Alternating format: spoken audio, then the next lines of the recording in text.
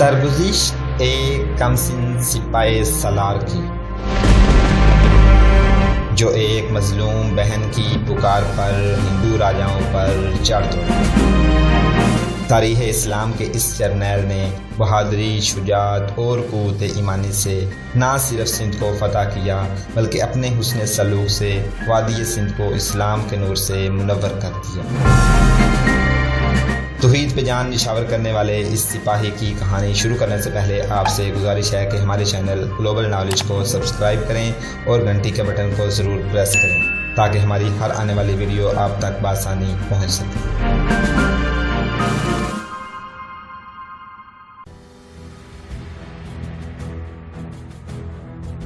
محمد بن قاسم نے محاصرے کا حکم دیا۔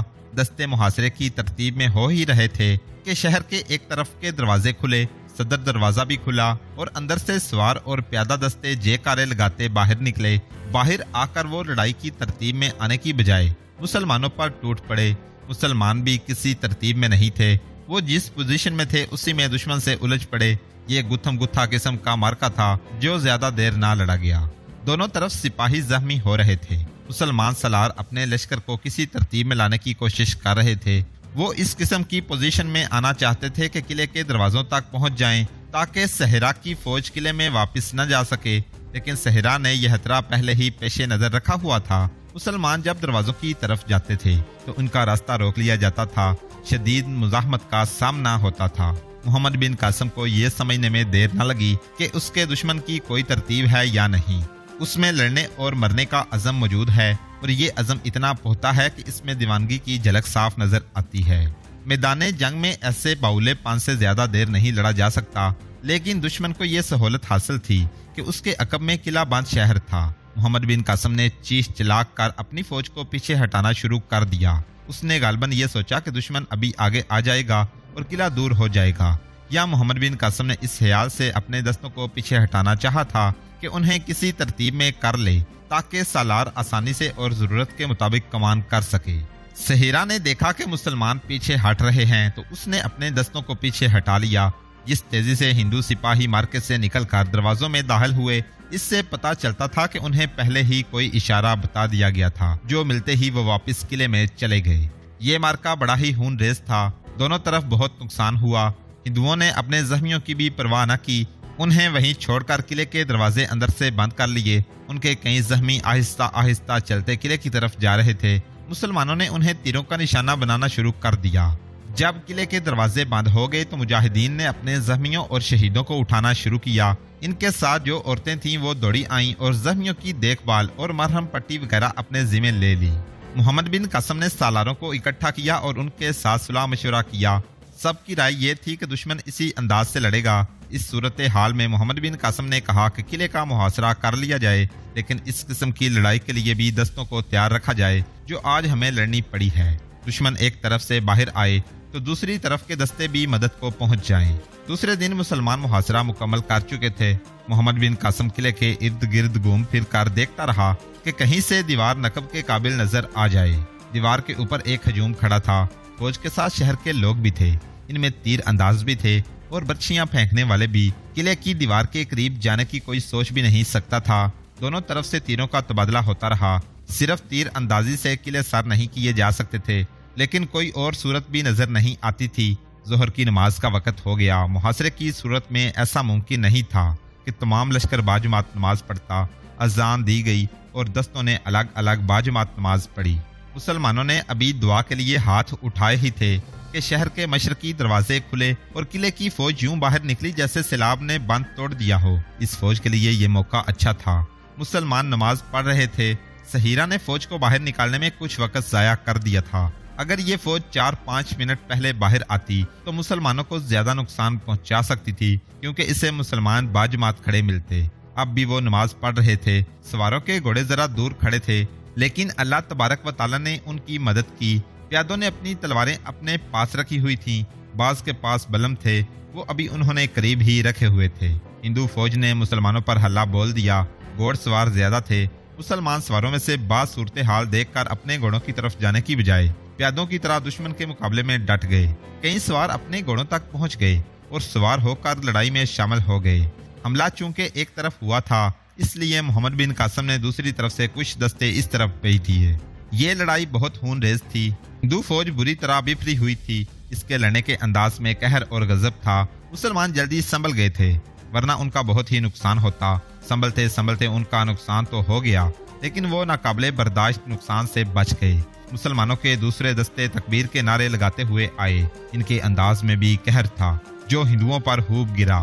اب کہ محمد بن قاسم نے پھر کوشش کی کہ ہندوؤں کی واپسی کا راستہ روک لے لیکن یہ ممکن نہ ہو سکا۔ اس کی ایک وجہ تو یہ تھی کہ ہندو حملہ آور قلعے سے زیادہ دور نہیں آئے تھے، اور دوسری وجہ یہ کہ مسلمان دیوار کے قریب ہوتے تھے تو دیوار کے اوپر سے ان پر تیر آتے تھے اور پھینکنے والی برچیاں بھی۔ ہندو دستوں کو یہ حملہ خاصا مہنگا پڑا۔ بے شک مسلمانوں پر نماز کی حالت میں حملہ ہوا تھا لیکن وہ ذہنی طور پر اس کے لیے تیار تھے۔ گزشتہ روز تو انہیں توقع ہی نہیں تھی کہ قلعے کے اندر سے فوج آ کر ان پر حملہ کر دے گی اور یہ حملہ بہت ہی زوردار ہوگا۔ دوسرے دن قلعے کے جو دستے باہر آئے انہیں لینے کے دینے پڑ گئے۔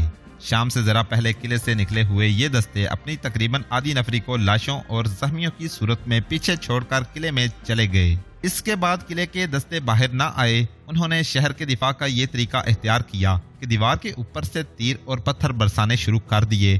مورخ بلازری اور میرے معصومی نے لکھا ہے کہ ان کے قلعے پر چھوٹی چھوٹی منجنیقیں دکھائی دیں جن سے 1.5-2 کلو وزنی پتھر پھینکا جاتا تھا۔ یہ منجنیقیں اربوں کی منجنیقوں کا مقابلہ نہیں کر سکتی تھیں، وہ تو کھلونے سے تھے، لیکن ان سے مسلسل اور تیز سنگباری کی جا سکتی تھی کیونکہ یہ چھوٹے سائز کے پتھر پھینکتی تھیں۔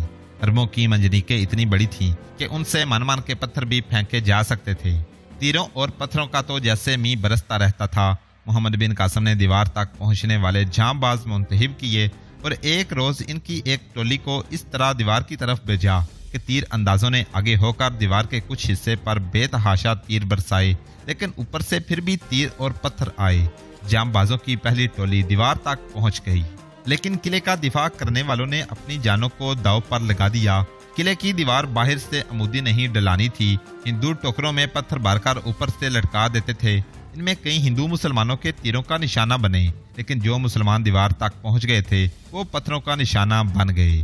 محاصرے کے 7ویں روز محمد بن قاسم نے اپنا آخری حربہ استعمال کیا۔ اس نے شہر پر منجنیقوں سے پتھر پھینکنے شروع کر دیے، پھر آگ والے تیر پھینکے جن سے شہر میں کئی جگہوں پر آگ لگ گئی۔ سنگباری اور آتش بازی کا سلسلہ صبح شروع کیا گیا تھا اور شام تک جاری رکھا گیا۔ شہر کے لوگوں نے واویلا بپا کر دیا۔ شام سے کچھ دیر پہلے قلعے کے ایک طرف کے دروازے کھلے اور پہلے 2 دنوں کی طرح اندر سے فوج باہر آئی اور مسلمانوں پر حملہ کر دیا۔ اب یوں پتا چلتا تھا جیسے قلعے کی تمام فوج باہر آ گئی ہے، اس کے ساتھ شہر کے لوگ بھی تھے۔ دشمن کا یہ حملہ اتنا شدید تھا کہ محاصرہ توڑ کر دستے اس طرف بلا لیے گئے۔ سورج غروب ہو گیا تو قلعے کی فوج واپس قلعے میں چلی گئی۔ رات زخمیوں کی آہو بکا میں گزر گئی۔ صبح ہوئی تو قلعے پر جگہ جگہ سفید جھنڈے نظر آئے۔ محمد بن قاسم نے اسے دھوکہ سمجھا۔ کچھ دیر بعد قلعے کا ایک دروازہ کھلا اور 5 آدمی باہر آئے۔ ان میں سے ایک نے بلند آواز سے کہا کہ وہ سپہ سالار سے ملنا چاہتے ہیں۔ انہیں آگے آنے کو کہا گیا۔ وہ آگے آئے تو ان سے تلواریں لے لی گئیں۔ انہیں شبان سقفی کے حوالے کر دیا گیا۔ وہ انہیں محمد بن قاسم کے پاس لے گئے۔ ہم آپ کی اطاعت قبول کرنے آئے ہیں۔ ان میں سے ایک نے کہا ہمیں صرف امن اور اپنے خاندان کی سلامتی چاہیے۔ کیا حاکم قلعہ میں اتنی جرت نہیں تھی کہ وہ خود آتا؟ محمد بن قاسم نے پوچھا اس نے تمہیں کیوں بھیجا ہے؟ اطاعت قبول کرنے کا یہ طریقہ تو نہیں؟ اس کے خود نہ آنے سے یہ ظاہر ہوتا ہے کہ اس میں ابھی رعونت باقی ہے۔ اے عرب کے سالار، شہریوں کے وفد کے سربراہ نے کہا وہ یہاں ہوتا تو آتا۔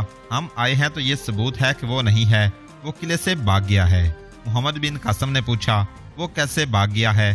اس نے بھاگ نکلنے کا موقع پیدا کر لیا تھا۔ وفد کے سربراہ نے کہا ہم پہلے نہیں سمجھ سکے۔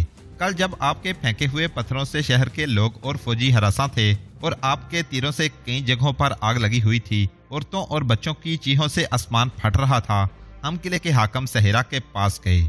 شہر کے لوگ اطاعت قبول کرنا چاہتے تھے۔ ہم نے اسے کہا کہ ہم قلعے کو عرب کی فوج سے نہیں بچا سکیں گے، اس سے پہلے کہ پورا شہر جل کر راکھ ہو جائے۔ پھر ہم سب اپنی جوان بیٹیوں اور بچوں کے ساتھ عربوں کے قیدی ہو جائیں اور عرب تمہارا سر قلم کر دیں، کیوں نہ عربوں کی اطاعت قبول کر لیں۔ اس طرح ہم اپنی عزت اور مال بچا سکیں گے اور شہر بھی مزید تباہی سے بچ جائے گا۔ سہیرا جو بہت ہی چالاک اور زیرک ہے، सोच में खो गया। फिर उसने कहा कि हम अरबों के बहुत आदमी जख्मी और हलाक कर चुके हैं, वो हमें अपनी फौज का इतना ज्यादा नुकसान माफ नहीं करेंगे। अब अगर हम इनकी अतात कबूल कर लेंगे तो वो कहेंगे कि हमने हथियार डाल दिए हैं, फिर वो हमसे जजिया भी लेंगे और तवान भी, और वो इस पर भी राजी नहीं होंगे। हमारी औरतों और हमारे जर्रो जवाहरात को अपने कब्जे में ले लेंगे और हम सब को गुलाम बनाकर अरब भेज देंगे। उसने मंदिर से 2 पंडितों को बुलाया और उन्हें कहा कि वो हमें समझाएं। पंडितों ने हमें लड़ाई के लिए तैयार करना शुरू कर दिया। दुनियावी नुकसान और जिल्लत के साथ अगले जन्म की अजियतों से डराया और उन्होंने ये भी कहा कि हम सब अगले जन्म में कुत्ते और गिद्दड़ होंगे। तुम कहना ये चाहते हो कि सहेरा और पंडितों ने तुम्हें लड़ने पर मजबूर किया? मोहम्मद बिन कासम ने कहा, हम यही कहना चाहते हैं सिपा सलार महाराज। वफद के सरबराह ने कहा, हम पूरी बातें इसलिए सुना रहे हैं कि आप हमें बेकसूर समझें और हमारी दरख्वास्त पर गौर करें। उन्होंने हमें डराकर और भड़काकर कहा कि आज तमाम फौज बाहर निकलकर मुसलमानों पर ऐसा जबरदस्त हमला करेगी कि मुसलमान भाग जाएंगे, लेकिन उन्हें भागने के काबिल नहीं छोड़ा जाएगा।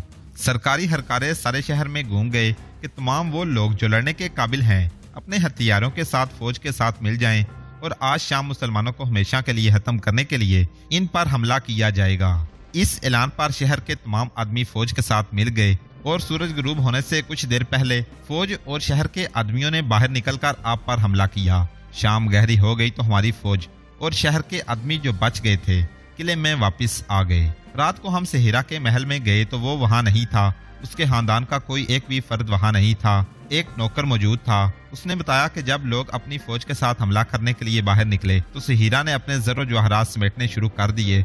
उसने घोड़े तैयार रखे हुए थे। जब सूरज गुरूब हो गया तो एक फौजी दौड़ता आया और सबको घोड़ों पर सवार कराया। कीमती अशिया एक घोड़े पर लादी और वो चला गया। ये मालूम नहीं कि वो कौन से दरवाजे से निकला था। मोहम्मद बिन कासम ने इनकी दरख्वास्त मंजूर कर ली और सिवाय जजिया के इन पर कोई तवान आयद न किया और इन्हें बताया कि उन्हें वही शहरी हकूक हासिल होंगे जो उन्हें पहले हासिल थे। किले में दाखिल होने के बाद शुबान सख्फी ने मुख्तलिफ लोगों से पूछताछ की कि सहीरा किस तरफ फरार हुआ था। मालूम हुआ कि सहीरा फरार का इरादा कर चुका था, लेकिन मुहासरे की वजह से फरार मुमकिन न था। आखिर उसे ये तरकीब सूझी कि उसने तमाम फौज और शहर के आदमियों से मुहासरे के एक हिस्से पर इतना जोरदार हमला कराया कि मुसलमानों को एक तरफ के तमाम दस्ते इन दस्तों की मदद के लिए भेजने पड़े जिन पर हमला किया गया था। हमला शाम से जरा पहले किया गया था। सूरज गुरूब हो गया तो सहीरा अपने खानदान और खजाने के साथ हाली तरफ से निकल गया। मंदिर के दोनों बड़े पंडित भी भाग गए थे। दोनों ने जब देखा कि इनका हाकिम भी नहीं रहा और मजहबी पेशवा भी नहीं रहे तो उन्होंने ये वफद मोहम्मद बिन कासम की तरफ भेजा कि इनकी जान बख्शी करके इन्हें पनाह दी जाए। ज्यादातर मोरखों ने लिखा है कि अस्कंद किले की फौज की 4000 नफरी मारी गई थी और जख्मियों की तादाद भी हजारों में थी। मोहम्मद बिन कासम ने उत्बा बिन सलमा तमीमी को अस्कंद का हाकिम मुकर्रर किया।